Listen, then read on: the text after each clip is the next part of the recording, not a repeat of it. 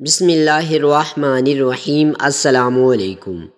بندہ یاسی کی جانب سے آپ تمام دوستوں کو اسلامک رضا ٹی وی میں خوش آمدید۔ بسم اللہ الرحمن الرحیم۔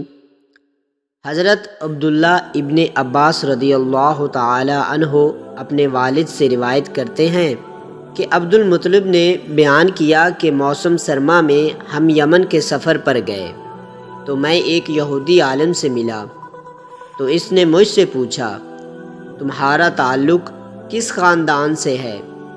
میں نے کہا، میں بنی ہاشم سے ہوں۔ پھر اس نے کہا، کیا تم اجازت دیتے ہو کہ میں تمہارے جسم کے کچھ حصوں کو دیکھوں؟ میں نے کہا، ستر عورت کے مقامات کے علاوہ آپ دیکھ سکتے ہیں۔ اس اجازت کے بعد اس نے میری ناک کا ایک اور پھر دوسرا ننتنا کھول کر دیکھا، پھر کہنے لگا، میں دعوے سے کہتا ہوں کہ تمہارے ایک ہاتھ میں سرداری اور دوسرے ہاتھ میں نبوت ہے، اور میں اسے دیکھ رہا ہوں۔ اس یہودی عالم نے پوچھا، کیا تمہاری کوئی بیوی ہے؟ میں نے جواب دیا، نہیں۔ اس نے کہا، جب تم اپنے وطن واپس پہنچ جاؤ تو قبیلہ بنی زہرہ میں نکاح کرنا۔ اس واقعے کے بعد حضرت عبد المطلب مکہ واپس آئے تو آپ نے حالہ بنت وہب سے نکاح کیا، اور ایک روایت کے مطابق جناب ہاشم نے آپ کا نکاح کلا نامی خاتون سے کرا دیا۔ کیلیا کے بطن سے حارث پیدا ہوئے۔ حارث ہی آپ کے سب سے بڑے فرزند تھے۔ کیلیا کے بعد آپ کا نکاح ہند بنت عمرو سے ہوا، اور اس سے دوسرے فرزند اور صاحبزادیاں پیدا ہوئیں۔ حضرت عبد المطلب کا تیسرا نکاح فاطمہ نامی خاتون سے ہوا، جن کے بطن سے حضرت عبداللہ والد ماجد جناب رسول اللہ صلی اللہ علیہ وآلہ وسلم دنیا میں تشریف لائے، اور جب جوان ہوئے تو آپ کا نکاح وہب بن عبد مناف کی صاحبزادی جناب آمنہ سے کیا گیا۔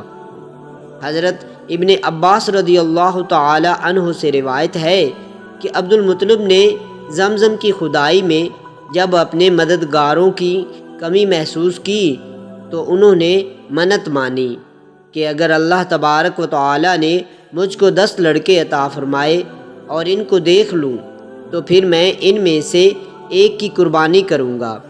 پھر جب ان کے 10 لڑکے ہو گئے تو ان سب کو جمع کیا اور اپنی منت کا واقعہ سب کو سنایا۔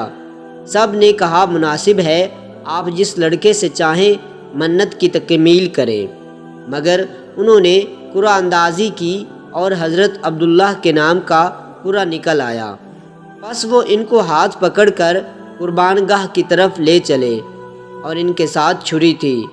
عبد المطلب کی صاحبزادیاں رونے لگیں، اور ان میں سے ایک نے کہا، آپ اپنے لخت جگر کے بدلے اپنے اونٹوں کو ذبح کر دیجئے۔ پھر عبد المطلب نے حضرت عبداللہ اور 10 اونٹوں کے درمیان قرعہ ڈالا۔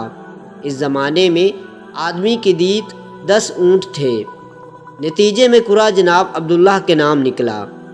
اس کے بعد وہ 10 اونٹ بڑھاتے گئے اور قرعہ ڈالتے رہے، مگر ہر بار قرعہ حضرت عبداللہ ہی کا نام نکلتا رہا۔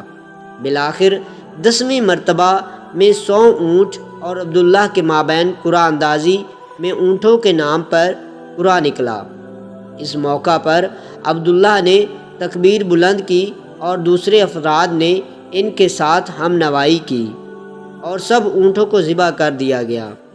100 اونٹوں کی دیت کا طریقہ عرب میں پہلی بار عبد المطلب ہی نے برتا، اور پھر پورے عرب میں دیت کی یہی قیمت متعین ہو گئی، اور حکم الہی سے چونک ممانت بھی نہ ہوئی، اس وجہ سے حضور صلی اللہ علیہ وآلہ وسلم نے بھی اسے رد نہیں فرمایا۔